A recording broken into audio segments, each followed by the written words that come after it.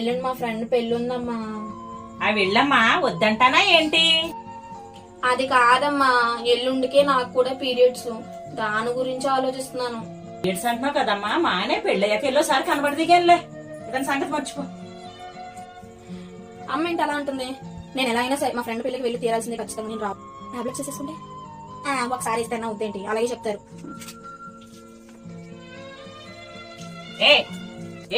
నీకేమన్నా అర్థమవుతుందా? అలాగా కన్ని పిల్లలు టాబ్లెట్లు వేసుకోకూడదమ్మా. పొద్దున భగవంతుడు ఇచ్చిన బిడ్డలకు దూరం అయిపోతారు. దీనివల్ల ఎంత ప్రాబ్లమ్స్ తెలుసా? వచ్చే పీరియడ్స్ దాటిపోతాయి, దానివల్ల లోపల చెడు రక్తం చేరిపోతుంది. చేరిపోయిన తర్వాత గర్భసంచికి పట్టేస్తుంది అదంతా. రేపొద్దున మీకు పెళ్లిళ్ళు అయిన తర్వాత పిల్లలు పుట్టకపోతే మీకు అనారోగ్యాలు వచ్చేస్తే వాటి పరిస్థితి ఎంత తీవ్రంగా ఉంటుందో మీకు ఏమన్నా అర్థమవుతుందా? ఇప్పుడే కాదు, ఎప్పుడైనా సరే సృష్టికి విరుద్ధమైన పనులు ఎప్పుడూ చేయకు. మీరు కూడా సృష్టికి విరుద్ధమైన పనులు చేసి ఆరోగ్యాన్ని పాడు చేసుకోకండి.